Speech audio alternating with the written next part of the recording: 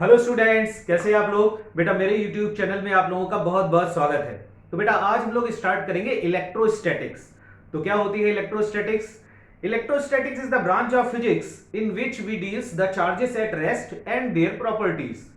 Electrostatics विज्ञान की वह शाखा है जिसके अंतर्गत रुके हुए आवेशों और उनके गुणों का अध्ययन किया जाता है। बात समझ आई बेटा। अब आते हैं चार्ज पर। Charge is the property associated with matter due to which it produces and experiences electrical and magnetic effects. Charge किसी मैटर की वो प्रॉपर्टी होती है जिसकी वजह से वो इलेक्ट्रिक और मैग्नेटिक इफेक्ट को प्रोड्यूस भी कर सकता है और उनको एक्सपीरियंस भी कर सकता है। बात समझ आई बेटा। अब आते हैं यूनिट ऑफ चार्ज पर। चार्ज का यूनिट क्या होता है? Unit of charge. तो देखिए चार्ज का जो एसआई यूनिट होता है वो कूलाम होता है। SI unit is coulomb. इसे आपको याद रखना है, इंपॉर्टेंट है। फिर इसके बाद 1 कूलाम की value 3 into 10 to the power 9 ESU of charge के इक्वल होती है। ESU का मीनिंग है, ESU को कहते हैं इलेक्ट्रोस्टैटिक यूनिट। Electrostatic unit. ये जो ESU है वो चार्ज का CGS यूनिट कहलाता है। अगर CGS यूनिट की बात की जाए तो CGS यूनिट है चार्ज का ESU, इलेक्ट्रोस्टैटिक यूनिट। इसी को ही स्टैटिक कूलाम भी कहते हैं। स्टैटिक कूलाम या फिर एक और नाम है इसका, इसी को फ्रैंकलिन भी कहते हैं। फ्रैंकलिन एक साइंटिस्ट थे, उनके नाम पर यह यूनिट बना है। इसके बाद एक प्रैक्टिकल यूनिट होता है। प्रैक्टिकल यूनिट जो है एम्पियर आर, और 1 एम्पियर आर की वैल्यू 3600 कूलाम के इक्वल होती है। ठीक, 1 एम्पियर आर की वैल्यू 3600 कूलाम के इक्वल होती है। इसके अलावा एक और यूनिट होता है दैट इज फैराडे, और 1 फैराडे की वैल्यू 96,500 कूलाम के इक्वल होती है। अब बेटा अगर आपसे पूछ लिया जाता है कि जो चार्ज है उसका सबसे स्मॉलेस्ट यूनिट और सबसे लार्जेस्ट यूनिट क्या होता है, तो उसको आपको याद रखना है। जो सबसे स्मॉलेस्ट यूनिट है चार्ज का दैट इज फ्रैंकलिन। फ्रैंकलिन। और जो सबसे लार्जेस्ट यूनिट है चार्ज का दैट इज फैराडे। ये आपको याद रखना है, इंपॉर्टेंट है, पूछा जा सकता है बेटा। बात समझ आई बेटा? तो चार्ज में आपको इतनी चीजें याद रखनी है। ठीक, ओके ओके बेटा आगे बढ़ते हैं। अब हम लोग पढ़ेंगे इलेक्ट्रॉन थ्योरी। तो देखिए इलेक्ट्रॉन थ्योरी हमको यह बताती है कि किसी भी बॉडी को चार्ज करने के लिए केवल इलेक्ट्रॉन रिस्पॉन्सिबल होते हैं, प्रोटॉन नहीं। केवल इलेक्ट्रॉनों से ही उस बॉडी को पॉजिटिवली या नेगेटिवली चार्ज किया जाता है। देखिए कैसे, आपने एटम का स्ट्रक्चर देखा ही होगा। इसमें एक न्यूक्लियस होता है, न्यूक्लियस के अंदर प्रोटॉन्स और न्यूट्रॉन्स आपस में बंधे रहते हैं, और इसके बाहर चारों तरफ कई सारी ऑर्बिट्स होती हैं जिनमें इलेक्ट्रॉन रिवॉल्व्स करते रहते हैं। ये इलेक्ट्रॉन है जो इसके चारों तरफ रिवॉल्यूशन करते रहते हैं। ओवरऑल पूरा जो एटम होता है वो न्यूट्रल होता है। न्यूट्रल क्यों होता है? क्योंकि इसमें जितने नंबर ऑफ प्रोटॉन्स होते हैं उतने ही नंबर ऑफ इलेक्ट्रॉन्स भी होते हैं, और प्रोटॉन पर जितना पॉजिटिव चार्ज होता है इलेक्ट्रॉन पर उतना ही नेगेटिव चार्ज होता है। प्रोटॉन पर plus 1.6 into 10 to the power minus 19 coulomb का चार्ज होता है, और इलेक्ट्रॉन के ऊपर minus 1.6 into 10 to the power minus 19 coulomb का चार्ज होता है। तो जितने नंबर ऑफ प्रोटॉन होते हैं उतने ही नंबर ऑफ इलेक्ट्रॉन, और न्यूट्रॉनों पर कोई चार्ज नहीं होता, वो न्यूट्रल होते हैं। तो इस वजह से पूरा जो एटम है वो न्यूट्रल होता है। अब न्यूक्लियस के अंदर जो ये प्रोटॉन और न्यूट्रॉन है ये आपस में एक बहुत पावरफुल फोर्स से बंधे रहते हैं जिसको बोलते हैं न्यूक्लियर फोर्स। ये न्यूक्लियर फोर्स से बंधे रहते हैं और ये फोर्स पावरफुल फोर्स होता है। तो इस फोर्स को ब्रेक करना आसान नहीं होता है। तो इस वजह से हम न्यूक्लियस से प्रोटॉनों को बाहर नहीं निकाल पाते हैं। लेकिन बाहर जो ये इलेक्ट्रॉन घूम रहे हैं, ये इन प्रोटॉनों के साथ एक वीक फोर्स से अटैच रहते हैं, जिसको अभी आगे चल के हम लोग पढ़ेंगे, that is called coulomb force. Coulomb force ये एक वीक फोर्स होता है, और वीक फोर्स होने की वजह से इस फोर्स को हम ब्रेक कर सकते हैं। तो इसको ब्रेक करके हम इलेक्ट्रॉनों को एटम से बाहर निकाल सकते हैं। तो देखिए, जैसे ही हमने एक इलेक्ट्रॉन को बाहर निकाला, तो अब यहां पर प्रोटॉन एक्सेस में हो जाएंगे एटम में। एक इलेक्ट्रॉन निकालने पर एक प्रोटॉन एक्सेस में हो जाएगा। तो जितना प्रोटॉन पर पॉजिटिव चार्ज है, उतना ही एटम के ऊपर पॉजिटिव चार्ज आ जाएगा। तो अब अगर एक इलेक्ट्रॉन, दो इलेक्ट्रॉन, तीन इलेक्ट्रॉन, चार इलेक्ट्रॉन, जितने इलेक्ट्रॉन आप बाहर निकालोगे, इस एटम के ऊपर उतना ही पॉजिटिव चार्ज इंक्रीज हो जाएगा। इसी तरीके से बाहर से अगर हम इलेक्ट्रॉनों को ला करके एटम में डाल देते हैं, तो एक्सेस ऑफ इलेक्ट्रॉन एटम में हो जाएंगे, तो इस वजह से उस पर निगेटिव चार्ज क्रिएट हो जाएगा। तो इस तरीके से हम बॉडी को पॉजिटिवली और निगेटिवली चार्ज करते हैं इलेक्ट्रॉनों की हेल्प से।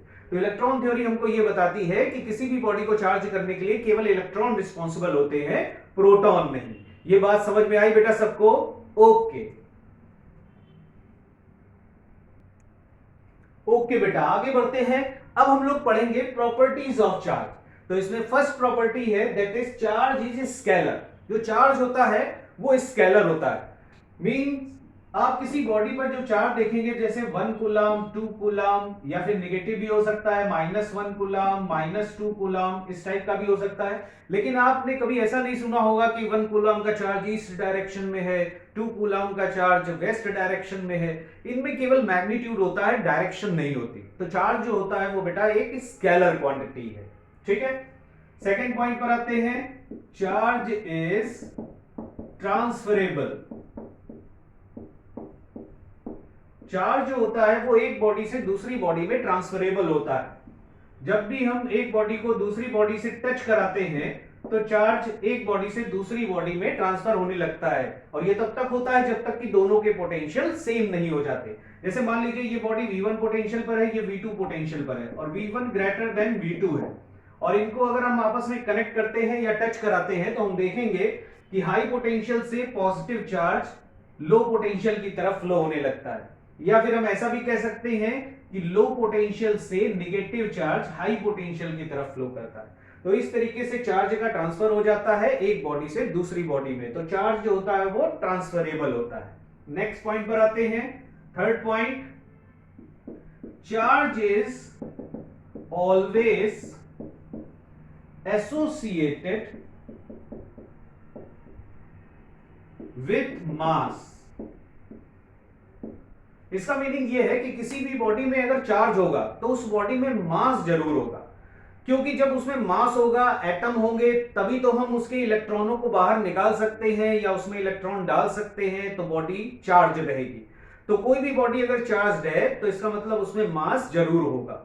लेकिन अगर किसी बॉडी में मास है, यानी कि इसके रिवर्स स्टेटमेंट की अगर हम बात करें, तो अगर किसी बॉडी में मास है तो उसमें चार्ज हो भी सकता है और नहीं भी हो सकता है। अगर उसको चार्ज किया गया होगा बॉडी को तो चार्ज होगा, अगर नहीं किया गया होगा तो नहीं होगा। तो इसका जो रिवर्स है वो ट्रू नहीं है। ठीक, नेक्स्ट पॉइंट पर आते हैं, point number 4। After charging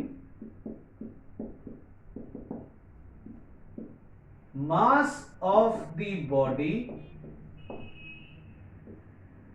slightly change. अगर हम किसी बॉडी को चार्ज करते हैं तो उसका जो मास है वो स्लाइटली चेंज हो जाता है। कैसे चेंज होगा देखिए, जैसे मान लीजिए ये बॉडी m0 मास की है और इससे हमने कुछ इलेक्ट्रॉन बाहर निकाल लिए। जैसे 2 इलेक्ट्रॉन सपोज दैट हमने इससे बाहर निकाल लिए, तो अब ये क्या होगी, पॉजिटिवली चार्ज हो जाएगी। तो ये बॉडी अब पॉजिटिवली चार्ज हो जाएगी। और मान लें अब इसका मास m का हो जाता है, तो देखो 2 इलेक्ट्रॉन इससे जो बाहर निकाले, तो उन इलेक्ट्रॉनों का भी तो अपना कुछ मास होता है। Mass of electron equal to 9.1 into 10 to the power -31 kg के इक्वल होता है। तो इतना 2 इलेक्ट्रॉनों के बराबर मास इसमें रिड्यूस हो जाएगा। तो अब ये जो बॉडी होगी उसका मास लेस देन प्रीवियस मास से हो जाएगा। बात समझ आई बेटा? इसी तरीके से अगर मान लीजिए किसी बॉडी को हम निगेटिवली चार्ज करते हैं, यानी कि बाहर से उसमें इलेक्ट्रॉनों को अंदर डाल देते हैं आकर के, तो इसमें एक्सेस ऑफ इलेक्ट्रॉन हो जाएंगे, तो ये बॉडी निगेटिवली चार्ज हो जाएगी। तो अगर निगेटिवली चार्ज बॉडी हो गई है तो उसमें बाहर से इलेक्ट्रॉन डाले तो उतना ही मास उसमें इंक्रीज हो जाएगा। तो अब इसका जो मास होगा वो ग्रेटर देन प्रीवियस मास होगा। बात समझ आई बेटा? ओके ओके बेटा, आगे बढ़ते हैं, नेक्स्ट पॉइंट पर आते हैं। नेक्स्ट पॉइंट है चार्ज इज क्वांटाइज्ड, मींस किसी भी बॉडी पर जो चार्ज होता है वो इंटीग्रल मल्टीपल ऑफ इलेक्ट्रॉन के इक्वल होता है। Q is equal two plus minus NE के फॉर्म का, जहां n की value 1 2 3 4 and so on infinity तक कुछ भी हो सकती है। मतलब चार्ज की value -e -2e plus e plus 2e इस फॉर्म में होगी, इंटीग्रल मल्टीपल ऑफ इलेक्ट्रॉन के फॉर्म में, क्योंकि जो इलेक्ट्रॉन है वो फुल इलेक्ट्रॉन एग्जिस्ट करता है। कभी भी चार्ज ऐसा नहीं होगा e/2 या -c/2 या +3/2e फ्रैक्शनल फॉर्म में नहीं होगा, क्योंकि हाफ ऑफ इलेक्ट्रॉन एग्जिस्ट नहीं करता है। तो इस वजह से चार्ज होता है किसी भी बॉडी पर वो क्वांटाइज्ड होता है। Next point, charge is conserved. जो टोटल चार्ज होता है आइसोलेटेड सिस्टम का वो चार्ज कंजर्व्ड होता है। जैसे कि अभी अभी हम लोगों ने देखा कि एक बॉडी V1 पोटेंशियल पर दूसरी V2 पोटेंशियल पर थी। इस पर चार्ज सपोज दैट इनिशियल वाला Q1 का इस पर Q2 का था, इनके पोटेंशियल अलग अलग थे, V1 ग्रेटर देन V2। तो जैसे ही हम इनको कनेक्ट करेंगे चार्ज का रिडिस्ट्रीब्यूशन होगा, और तब तक होगा जब तक कि इनके पोटेंशियल सेम नहीं हो जाते। जैसे ही पोटेंशियल सेम हो जाएंगे चार्ज का रिडिस्ट्रीब्यूशन बंद हो जाएगा। तो सपोज दैट इन पर फाइनल चार्ज Q1 डैश और Q2 डैश आ जाते हैं, तो इनिशियल वाला जो चार्ज होगा Q1 प्लस Q2 और फाइनल वाला जो चार्ज होगा Q1 dash plus Q2 dash, ये टोटल चार्ज की वैल्यू इनिशियल वाले चार्ज के ही इक्वल होगी, क्योंकि जो टोटल चार्ज होता है वो कंजर्व्ड होता है, केवल चार्ज का रीडिस्ट्रीब्यूशन होगा दोनों। बात समझ आई बेटा सबको? Okay, next point is charge is invariant. किसी भी बॉडी पर जो चार्ज होता है वो इनवेरिएंट होता है, means charge do not depends upon its state of rest और मोशन। यानी कि बॉडी मोशन में है या रेस्ट पर है, उस पर चार्ज की वैल्यू डिपेंड नहीं करती। जैसे मान लीजिए ये कोई ऑब्जेक्ट है जिस पर कोई Q का चार्ज है और ये ऑब्जेक्ट रेस्ट पर है, फिर उसके बाद सपोज दैट यही ऑब्जेक्ट v की वेलोसिटी से मूव करने लगता है, और इतनी ज्यादा तेज इसकी वेलोसिटी है, सपोज दैट लाइट की कंपैरेबल वेलोसिटी है इसकी, यानी कि c की वेलोसिटी के लगभग इक्वल ये मूव कर रहा होता है। तो इस टाइम भी इसकी जो चार्ज की वैल्यू होती है वो वही रहती है जो पहले रहता है। ठीक है, यानी कि चार्ज जो है वो चेंज नहीं करता, यानी मोशन पर डिपेंड नहीं करता। लेकिन आइंस्टीन की जो रिलेटिविस्टिक थ्योरी थी, उस थ्योरी के अकॉर्डिंग आइंस्टीन ने एक बात बताई थी कि अगर कोई बॉडी लाइट की कंपैरेबल वेलोसिटी से मूव करती है तो उसका मास चेंज करता है, और मास की वैल्यू m = m0 √1 - v²/c², इस इक्वेशन के अकॉर्डिंग वेरी करती है। यहां पर m0 बॉडी का रेस्ट मास है और ये m मूविंग मास है। तो जो मूविंग मास की वैल्यू है वो रेस्ट मास से ग्रेटर होती है, m is greater than m0, क्योंकि यहां पर ध्यान से देखिए डिनोमिनेटर में 1 में से कोई वैल्यू सब्ट्रैक्ट हो रही है, तो ये वैल्यू 1 से कम बचेगी, तो ओवरऑल वैल्यू इंक्रीज हो जाएगी। तो जो मास होता है वो इंक्रीज हो जाता है अगर कोई बॉडी लाइट की कंपैरेबल वेलोसिटी से मोशन कर रही होती। इसी तरीके से लेंथ के बारे में इन्होंने बताया था कि लेंथ डिक्रीज हो जाती है, L = L0 √1 + v²/c²। जो लेंथ होती है वो डिक्रीज कर जाती है, L will be less than L0। अगर लेंथ इंक्रीज करेगी तो हम ये भी कह सकते हैं कि आइंस्टीन रिलेटिविस्टिक थ्योरी के अकॉर्डिंग एरिया भी डिक्रीज करेगा, क्योंकि एरिया जो है वो L² के प्रोपोर्शनल होता है, तो एरिया भी डिक्रीज करेगा। अगर हम वॉल्यूम की बात करें तो बॉडी का वॉल्यूम भी डिक्रीज करेगा, क्योंकि वॉल्यूम की वैल्यू L³ के इक्वल होती है, तो ये दोनों चीजें भी डिक्रीज करेगी। अगर मान लीजिए डेंसिटी की बात की जाए कि बॉडी की डेंसिटी किस तरीके से वेरी करेगी, कि लाइट की कंपैरेबल वेलोसिटी से बॉडी चल रही है, तो डेंसिटी इक्वल टू होता है मास अपॉन वॉल्यूम। तो देखो मास तो इंक्रीज कर रहा है और वॉल्यूम डिक्रीज कर रहा है, तो ये दोनों ओवरऑल डेंसिटी को भी क्या करेंगे, इंक्रीज करा देंगे। तो जो डेंसिटी होगी वो भी इंक्रीज कर रही होगी, तो डेंसिटी यहां पर इंक्रीज करेगी। ये सब चीजें हो रही हैं आइंस्टीन की रिलेटिविस्टिक थ्योरी के अकॉर्डिंग। इतनी बात समझ आई बेटा सबको? ओके ओके बेटा, आगे बढ़ते हैं, नेक्स्ट पॉइंट पर आते हैं। देखिए, अगर मान लीजिए कोई चार्ज रेस्ट पर रखा हुआ है, तो ये केवल अपने चारों तरफ इलेक्ट्रिक फील्ड प्रोड्यूस करता है, प्रोड्यूसेस इलेक्ट्रिक फील्ड ओनली। और अगर यही चार्ज कांस्टेंट वेलोसिटी से मूव कर रहा है, v की कांस्टेंट वेलोसिटी से यही चार्ज मूव कर रहा है, तो ये इलेक्ट्रिक फील्ड के साथ साथ मैग्नेटिक फील्ड भी प्रोड्यूस करता है, इलेक्ट्रिक फील्ड के साथ साथ मैग्नेटिक फील्ड भी प्रोड्यूस करता है। और अगर यही चार्ज एक्सीलरेटेड है, अगर यही चार्ज एक्सीलरेटेड है, तो ये इलेक्ट्रिक फील्ड, मैग्नेटिक फील्ड और साथ साथ एनर्जी रेडिएशन भी प्रोड्यूस करता है। तब ये प्रोड्यूस करेगा इलेक्ट्रिक फील्ड, मैग्नेटिक फील्ड और एनर्जी रेडिएशन, एनर्जी रेडिएशन भी ये प्रोड्यूस करता है। ठीक है, तो ये पॉइंट आपको याद रखना है कि रेस्ट पर रखा हुआ चार्ज केवल इलेक्ट्रिक फील्ड प्रोड्यूस करता है, और कांस्टेंट वेलोसिटी से चलता हुआ चार्ज इलेक्ट्रिक फील्ड और मैग्नेटिक फील्ड दोनों प्रोड्यूस करता है, और accelerated charge electric field, magnetic field और एनर्जी रेडिएशन तीनों प्रोड्यूस करता है। नेक्स्ट पॉइंट पर आते हैं। जो सेम टाइप के चार्जेस होते हैं वो एक दूसरे को रिपेल करते हैं, और अपोजिट टाइप के जो चार्जेस होते हैं वो एक दूसरे को अट्रैक्ट करते हैं। ठीक है, ये बात आपको पता भी होगी। सेम टाइप चार्जेस रिपेल करते हैं एक दूसरे को, और अपोजिट चार्जेस अट्रैक्ट करते हैं।